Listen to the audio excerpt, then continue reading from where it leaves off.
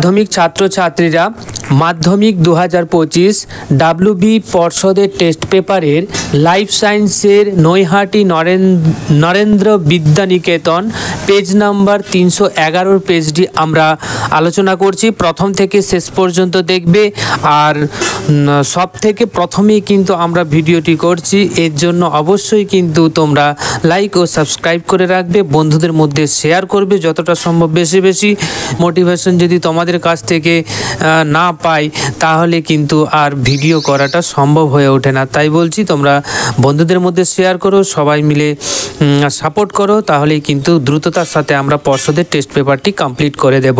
ঠিক আছে, তো দেখো পর্ষদের টেস্ট পেপারের 1-এর দাগ 2-এর দাগ এইগুলোর কিন্তু উত্তর তোমরা লাইফ সায়েন্সের পেয়ে যাবে, উত্তরপত্র দেওয়া আছে সেখানে।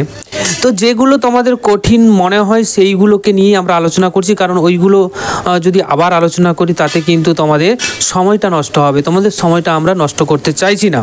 তাই আমরা 3-এর দাগ থেকে আরম্ভ করেছি, তাতে করে তোমরা ওই প্রশ্নগুলো কিভাবে লিখতে হবে, কেমন হবে সেটা কিন্তু করে নিতে পারো। ঠিক আছে, আর তোমরা যারা পিডিএফ নিতে চাও তারা আমাদের স্ক্রিনে দেওয়া নাম্বারে হোয়াটসঅ্যাপ করে জেনে নিতে পারো কিভাবে পিডিএফটি পাবে। ঠিক আছে, আর আউটসাইডের কিছু নয়েজ আসছে সেটাকে নেগলেক্ট করবে। আমাদের মূল বিষয়বস্তু, আমাদের প্রশ্নের উত্তর কেমন হবে, আউটসাইডের আওয়াজটিকে একটু নেগলেক্ট করো, এটা তোমাদের কাছে অনুরোধ রইল। ঠিক আছে, চলো শুরু করা যাক। 3-এর 1-এর যে প্রশ্নটি ছিল তার উত্তরটি দেখো। লজ্জাবতী গাছের পাতার হাত দিলে পাতাগুলি মুদে যায়, এটা হবে সিসমোনাস্টিক চলন। সূর্য শিশির গাছের রোম পতঙ্গের দিকে বেঁকে যায়, এটা হবে কেমোনাস্টিক চলন। ভলভক্স আলোর উৎসের দিকে এগিয়ে যায়, ফোটোট্যাকটিক চলন। সূর্যোদয়ের সময় সূর্যমুখী ফুল ফোটে, এটা হচ্ছে ফোটোন্যাস্টিক চলন। এবারে আসছি 3-এর 2। দেখো ডায়াবেটিস মেলিটাস, ডায়াবেটিস ইনসিপিডিয়া এর পার্থক্য বলেছে কারণ এবং লক্ষণ দিয়ে। তাহলে কারণটা দেখো, ডায়াবেটিস মেলিটাসের কারণ হবে ইনসুলিনের অভাব, আর ডায়াবেটিস ইনসিপিডিয়া হবে এডিএইচ হরমোনের অভাবে। এবারে লক্ষণটা কি? লক্ষণটা হচ্ছে ডায়াবেটিস মেলিটাসের ক্ষেত্রে মূত্রের সঙ্গে অতিরিক্ত গ্লুকোজ নির্গত হবে, ডায়াবেটিস ইনসিপিডিয়ার জন্য মূত্রের সঙ্গে গ্লুকোজ নির্গত হয় না। ঠিক আছে, পরবর্তী প্রশ্ন 3-এর 3 যে প্রশ্নটি ছিল তার উত্তরগুলো আমি কেবলমাত্র বলছি। ঠিক আছে, যেমন প্রথমে দেখো উজ্জ্বল আলোতে চোখ বন্ধ হওয়া, এটা হবে সহজাত প্রতিবর্তক ক্রিয়া। আর শিশুর আবৃত্তি বলা, এটা অর্জিত প্রতিবর্তক ক্রিয়া। খাবারের গন্ধে মুখের মধ্যে লালাক্ষরণ, এটা সহজাত প্রক্রিয়া। সাঁতার কাটাটা কিন্তু হবে অর্জিত প্রতিবর্তক ক্রিয়া। এরপর আসছি 3-এর 4। 3-এর 4-এর যে প্রশ্নটি ছিল তার উত্তরটি দেখো। মৌল বিপাকীয় হার নিয়ন্ত্রণ, দেহের তাপ এবং অক্সিজেন ব্যবহার নিয়ন্ত্রণ করে থাইরক্সিন মৌল বিপাকীয় হারের হার বৃদ্ধি ঘটায়, হ্রাস বৃদ্ধি ঘটায়। লোহিত কণিকার যে ক্রমপরিণতি, থাইরক্সিন লোহিত রক্তকণিকায় ক্রমপরিণতিতে সাহায্য করে। হৃৎপিণ্ডের স্পন্দন বৃদ্ধি করে, থাইরক্সিনের প্রভাবে হৃৎপিণ্ডের হার বেড়ে যায়, ফলে রক্তচাপ এবং যে শোষণের হারও বৃদ্ধি পায়। এরপর 3-এর 5-এর যে প্রশ্নটি ছিল তার উত্তরটি দেখো। কোষচক্রের 3টি চেক পয়েন্ট দ্বারা নিয়ন্ত্রিত হয়, কোষচক্রের বিভিন্ন চেক পয়েন্ট নিয়ন্ত্রণ নষ্ট হলে অনিয়ন্ত্রিত কোষ বিভাজন ঘটতে থাকে, এর ফলে যে কোষীয় উপবৃদ্ধি ঘটে তাকে বলা হয় টিউমার। টিউমার যদি একটি স্থানে সীমাবদ্ধ থাকে তখন তা যে অতি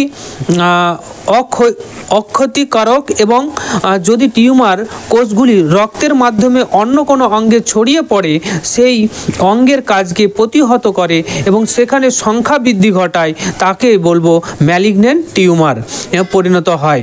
ম্যালিগন্যান্ট টিউমারের ক্যান্সার রোগ সৃষ্টি করে। ইন্টারফেজ, এর পরবর্তী যে অংশটা ছিল, ইন্টারফেজ হলো কোষের চক্রের অপরিহার্য অংশ। এটি বাদ গেলে কোষ সঠিকভাবে বিভাজিত হতে পারে না, যার ফলে অপূর্ণ, অকার্যকর এবং অনিয়ন্ত্রিত কোষ গঠিত হতে পারে। এটি জীবের বৃদ্ধি, মেরামত এবং বংশ বিস্তারের বড় ধরনের প্রভাব ফেলবে। পরবর্তী প্রশ্ন 3-এর 6। তো G1 দশার যে প্রাক সংশ্লেষ দশা, তো M দশার শেষে ও S দশার শুরুর মধ্যবর্তী সময়কালকে G1 দশা বলা হয়। এই দশার বৈশিষ্ট্যগুলো কি কি? এই দশায় কোষের স্বাভাবিক বিপাক ক্রিয়া চলতে থাকে এবং কোষ অঙ্গাণু যেমন mitochondria, chloroplast, Golgi body, lysosome প্রভৃতি গঠিত হয়। G1 দশায় বিভিন্ন প্রকার আরএনএ যেমন mRNA, tRNA, rRNA, ATP, protein প্রভৃতি সংশ্লেষিত হয়। এই দশায় বিভিন্ন বিপাকীয় কাজের ফলে কোষের এবং নিউক্লিয়াসের বৃদ্ধি ঘটে। ডিএনএ সংশ্লেষের জন্য প্রয়োজনীয় উৎসেচক ডিএনএ পলিমারাইজ এবং আরএনএ পলিমারাইজ গঠিত হয়। ক্রোমোজোম এক ক্রোমাটিন দশা বা মোনাড থাকে। ঠিক আছে, এরপর 3-এর সাথে যে প্রশ্নটি রয়েছে তার উত্তর, রাঙা আলু মূল হবে, পাথরকুচি পত্রমুকুল হবে, আদা ভ্রূণস্থ কাণ্ড হবে, কচুরিপানা খর্বধাবক হবে। 3-এর 8 যে প্রশ্নটি ছিল তার উত্তরটি দেখো, লিঙ্গ নির্ধারণে ওয়াই ক্রোমোজোমের ভূমিকা বিশেষভাবে গুরুত্বপূর্ণ।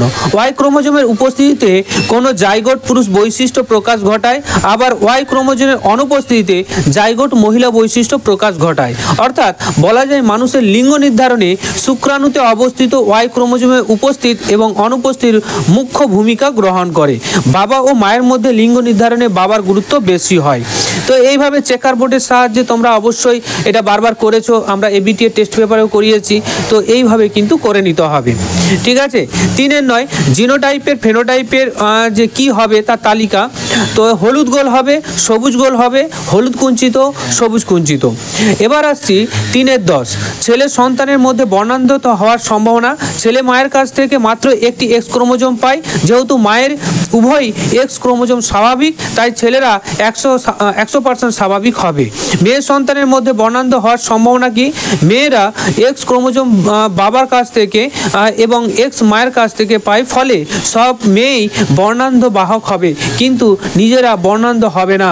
সুতরাং বাবা বর্ণান্ধ, মা স্বাভাবিক হলে সন্তানের 0% বর্ণান্ধ হবে, কিন্তু মেয়ে 100% বর্ণান্ধের বাহক হবে। এরপর 3-এর 11 উত্তরটি দেখো, অত্যাধিক হারে যে বংশবৃদ্ধি এবং জ্যামিতিক হারে জীবের সংখ্যা বৃদ্ধি বলতে এমন একটি প্রক্রিয়া বোঝায় যেখানে যে জীব একটি নির্দিষ্ট সময়ের ব্যবধানে তাদের বংশবৃদ্ধির মাধ্যমে সংখ্যা বাড়ায়। এই ক্ষেত্রে প্রতিটি প্রজন্মের জীবের সংখ্যা দ্বিগুণ বা গণিতক হারে বৃদ্ধি পায়, তাকেই জ্যামিতিক বৃদ্ধি বা জিওমেট্রিক গ্রোথ বলা হয়। যেমন ব্যাকটেরিয়া দ্বিখণ্ড প্রক্রিয়ায় প্রতি 20 মিনিটে একটি কোষ থেকে 2টি কোষে বিভক্ত হয়। খরগোশ এক ধরনের স্তন্যপায়ী প্রাণী যাদের বংশবৃদ্ধি দ্রুত ঘটে। এটি একটি দম্পতি খরগোশ প্রতি মাসে একটি নতুন জোড়া খরগোশের জন্ম দেয়। এরপর যে 3-এর 12 শিম্পাঞ্জির জীবন সংগ্রামের আচরণের অভিযোজন, উই পোকা শিকার করা, বাদামের খোল ভেঙে খাওয়া, যে ভেষজ ওষুধের ব্যবহার করা গাছপাতা থেকে, তারপরে হচ্ছে মাতৃস্নেহ করা, এইগুলো বিস্তারিত লিখে দেবে। এরপর আসছি 3-এর 13 প্রাকৃতিক নির্বাচন কি? যে স্বতঃস্ফূর্ত ধারাবাহিক যে প্রাকৃতিক প্রক্রিয়ায় অনুকূল বৈশিষ্ট্যযুক্ত জীবেরা অন্যদের সঙ্গে প্রতিযোগিতায় বেশি সুযোগ সুবিধা লাভ করে উপযুক্ত বংশধর সৃষ্টির মাধ্যমে প্রাকৃতিক পরিবেশে বেঁচে থাকে, তাকে প্রাকৃতিক নির্বাচন বলা হয়। এরপর আসছি যে 3-এর 14 যে প্রশ্নটি রয়েছে এখানে, হাঁপানি রোগের একটি পরিবেশগত এবং একটি যে মনুষ্য সৃষ্টির যে কারণ কি হবে?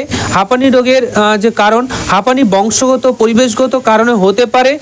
যেমন হাঁপানির প্রধান যে কারণ হচ্ছে অ্যালার্জি, ধুলো, কয়লা, ধোঁয়া, গাড়ির ডিজেল পেট্রোলের ধোঁয়া, ধূমপান হাঁপানির সৃষ্টি অন্যতম একটি কারণ। এছাড়াও বিছানা বালিশের জমে থাকা ধুলো, বিভিন্ন ফুলের পরাগরেণু ইত্যাদি থেকেও হয়। ব্রঙ্কাইটিসের কারণ কি? রাসায়নিক গ্যাস, রাসায়নিক সূক্ষ্ম কণা এবং ধূলিকণা এইগুলোর জন্য হয়। তো বিস্তারিত তোমরা যে কোনো বইতেই পেয়ে যাবে, কোনো সমস্যা নেই। এরপর 3-এর 15 যেটা রয়েছে, বহিরাগত প্রজাতির অনুপ্রবেশের স্থানীয় বৈচিত্র্যের ক্ষতি সাধনের ক্ষেত্রে কি হবে? ক্ষতি সাধন কিভাবে হচ্ছে?